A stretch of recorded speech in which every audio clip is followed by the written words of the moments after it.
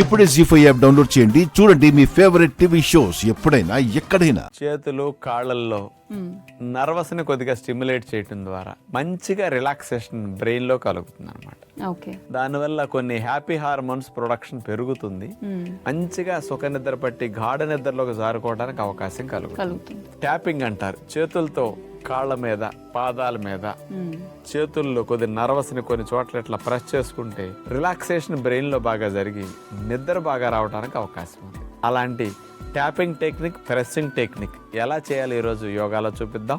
నిద్ర బాగా పట్టడానికి కాళ్ళ మీద చేతులతో ట్యాపింగ్ ఎలా చేసుకోవాలో ఇప్పుడు మనం చూడబోతున్నాం. కుర్చీలో కూర్చుని చేతులతో ఎడమ కాలుని మోకాల నుంచి దిగువ వరకు అలా కొట్టుకుంటూ ఉండాలన్నమాట. అటు తోడల వరకు వెళతాం, తోడల నుంచి మళ్ళీ పిక్క వరకు అలా ఒక 2-3 నిమిషాలు ఎడమ కాలుకి చేసిన తర్వాత మరలా కుడి కాలుకి కూడా అదే విధముగా. దీని ద్వారా నర్వస్ సిస్టమ్ బాగా రిలాక్స్ అవుతుంది. పారాసింపథెటిక్ నర్వ్ యాక్టివేట్ అయ్యి మంచిగా ఉపశమనం కలిగిస్తుంది అనమాట. మనకి చేతులతో కూడా అట్లా అదే విధంగా ట్యాపింగ్ చేసుకుంటూ ఉండాలి. ఇలా ట్యాపింగ్ చేయటం ద్వారా మజిల్ రిలాక్సేషన్ బాగా కలుగుతుంది. ఆ తర్వాత కుర్చీలో కూర్చుని 2 కాళ్ళను కలిపి 2 పాదాలు అట్లా ఆనుకునేటట్టు ట్యాపింగ్ చేస్తాం. ఇట్లా ఒక 20-30 సార్లు ట్యాపింగ్ చేయటం మంచిది. ఆ తర్వాత చేతులు వేళ్ళని అట్లా ప్రెస్ చేసుకుంటూ బొటన వేలుతో బొటన వేలిని చేతి వేళ్ళని అట్లా ప్రెస్ చేస్తూ స్టిమ్యులేట్ చేస్తాం అన్నారు. చివరికి అట్లా ప్రెస్ చేసుకోవచ్చు కూడా.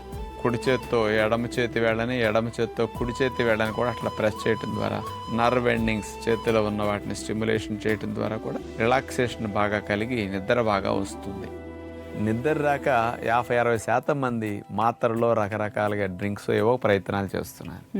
కాబట్టి ఇలాంటి సులభమైన టెక్నిక్స్ ని కూడా మీరు ఉపయోగించుకుంటూ సాయంకాలం 6 గంటలకల్లా న్యాచురల్ ఫుడ్ ని డిన్నర్ గా ముగించేయగలిగితే మంచి సుఖ నిద్ర మీకు సొంతం అవుతుంది. సుఖంగా నిద్ర రావటమే కాదు, గాఢ నిద్ర ఎక్కువ గంటలు పట్టడానికి కూడా ఎర్లీ డిన్నర్ న్యాచురల్ ఫుడ్ అద్భుతంగా ఉపయోగపడుతుంది. మిస్ అవ్వకుండా ఒక 4-5 రోజులు చేసి చూస్తే చాలు.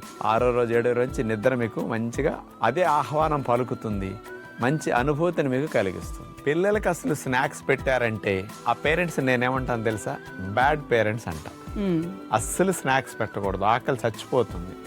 ఇప్పుడు ఇలాంటి ఆహారాలు తిన్నారనుకోండి, రాత్రి 10ంటికి డిన్నర్ తింటారు. డిన్నర్ కూడా అన్నం తినేస్తారు, మత్తుగా కొంచెం డల్గా ఉంటారు. అదే పిల్లలకి స్నాక్స్ అనేది పెట్టకుండా ఈవినింగ్ స్నాక్ డ్రింక్ లాగా ఇవ్వాలి.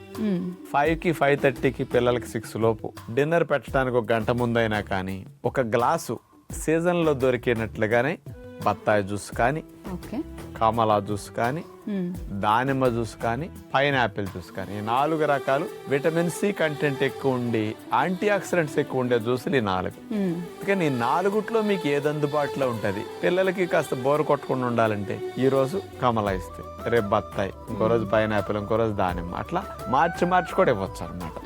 ఈవినింగ్ ఇట్లా ఇచ్చారనుకోండి, అందులో తేనె వేసి ఇవ్వండి, ఫ్రిడ్జ్ లో పెట్టకుండా ఇవ్వండి.